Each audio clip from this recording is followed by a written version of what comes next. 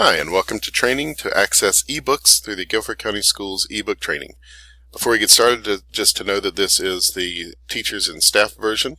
It's different from the students version specifically because of access through the login username and passwords. So this is for the teachers. Also, before we get any further in the video, there is something you can do to help so you can watch the video and follow along on your own browser at the same time. You can click and hold in the title screen up here and drag the window far to one side, and you can have another browser window open already, so you can type in the address bar and do the things that I'm showing you in the video at the same time.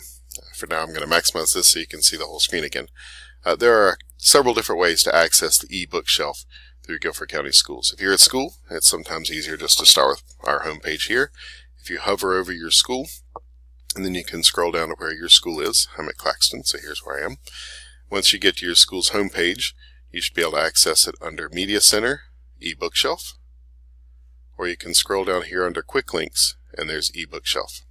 Both of those will take you to the same place. If you're at home, you can type in GoFollet, GoFollet.com, and it'll take you to a place here, and you can search for your school by state first, and then start typing in your school's name, and it'll bring it up. We're in Greensboro, and press go.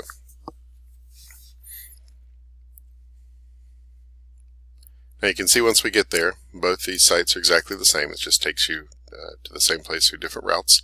At the top, you'll notice a row of books, and this says recently added books. These are physical books in the actual library at the school. These are not the electronic books, and it shows you more here. Below that, we have popular titles. Most of the time, these are out because they are popular. That's why they're listed here. As you scroll down, you'll see different topics you can choose by. So if you're wanting to find historical fiction books or scary stories, this is a filter that you can use to find whatever types of books you want. And below there, you can see ebooks and audiobooks. Now, the ebooks are the electronic books, and we have a little over 5,000 in just the elementary school level. There are more in middle and high. And for the audiobooks, we have 180 audiobooks. Now, the audiobooks are done, these are ones that are read by actors or read by the author. It's an actual person who's reading the book. These are good to listen to. The old books on tape or books on CD, this is the version of that. The ebooks are electronic books that you can also pull up on your tablet or your computer, your smartphone, anywhere. And these are the ones we're going to focus on today. So, first thing you need to do before you go anywhere else is to log in. If you click on something and you want to open a book, it'll ask you to log in, but if you do it later, you'll end up losing your place. So go ahead and click on login, and your login is your username that you normally use to log into your computer. Your password is the exact same thing. It's not your normal password, it's your username yet again. I think I messed mine there. Alright. If it asks you, after you press submit, if it asks you to save your password, say never if you're using a school computer, because if a kid comes on and accesses the ebooks the same way, they'll be logging into your account automatically. If you're using your home phone, your tablet, whatever, then you can have it save your password without any problem. But if you're using a shared computer, don't let it save your password.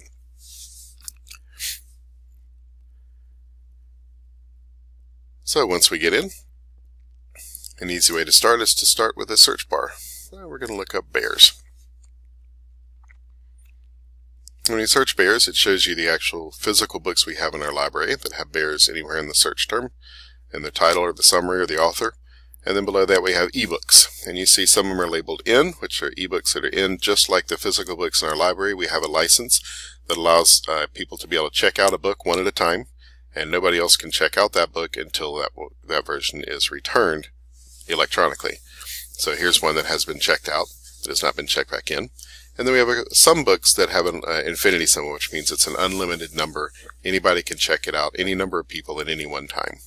We don't have very many of those.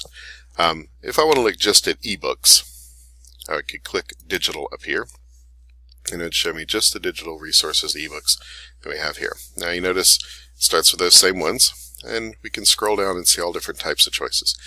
We can also filter by availability, so we could only see the books that we have in, and it wouldn't show us any that we had checked out. That sometimes is very helpful. So let's take a look at this. Believe me, Goldilocks rocks. I'm going to click on Open, and this is the digital equivalent of pulling a book off the shelf. Nobody can take it and check it out while you're looking at it, and so forth. Oftentimes your screen will come up like this. This book is just way too big to fit on the screen as it is. So you click on the double A symbol right here, and you tell it, I want to see 2 pages at a time, which is most helpful for picture books. And I want to fit to height, so I can see the whole thing. You can also change background colors or zoom in on your own manually. But here is the book. Now this book does have an audio version, but it's a computer text-to-speech version, and if you play it, it sounds terrible. And these are publisher driven, so some publishers will have a version, some of their books that'll have text-to-speech and others will not, and other publishers do things differently. So there's no rhyme or reason. It's based on the publishers. But you can scroll through the book by clicking the bars here. And if this is something you want to show on your projector, it's real easy. This is what you'll put up on your screen, and you can zoom into a certain page or change the layout like these if you want to make some adjustments there. Some other things you can do in this book tab up here. It has other things like you can see the table of contents here. It can also show you, let's X out of there. It can also show you things. You can print pages, and there's, again, it's publisher driven. You can print a certain number of pages for educational use without violating copyright. You can search for key terms. If you have words that have plain text, you'll be able to search for that pretty easily. If you have words that have unusual text, like a Geronimo Stilton book, or text that is included in the pictures, then it can't always read that. So searching is a hit or miss sometimes. You can also bookmark pages just by clicking the bookmark. Now let's say this is a book that I want to get. I go back to the panel here, and I simply click on Checkout. It'll tell me the due date. This is November 12th, and if I want to return it before November 12th, I'll just click Return. But if I don't remember, it'll return it automatically on November 12th. So if you want to have a book that you're going to use for a month, you'll need to make sure that you mark it as a favorite so you can find it later, and you'll also need to check it out again when it comes time. So you can also search the physical books the same way, but you won't be able to check the physical books out from the library using the online version. In different collections, there are different collections that have already opened up that people have for Battle of the Books, and different resources all put together in one thing, and you're welcome to browse through some of these things and see what may be appropriate for you. There's several here, several hundred here. And the next step is to check at the hamburger here on the left. And the hamburger lists all sorts of things about your profile, but the important thing here is checkouts.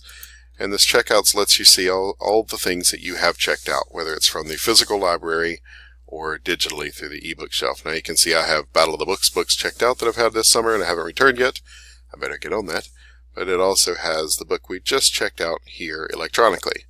This will also list any equipment or electronics, any tablets, any furniture, anything at all that you have checked out from the library will be listed here. And if I want to open the book, here's where I can do it, or I can return it. And that book's now been returned. Okay. So if you want to go back home, you can click on Destiny Discover here, and that'll take you back to the home page where you'll start all over again, finding what you want to find.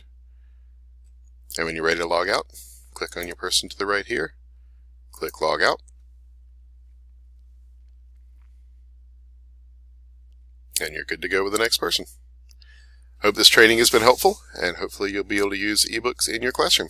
Thank you.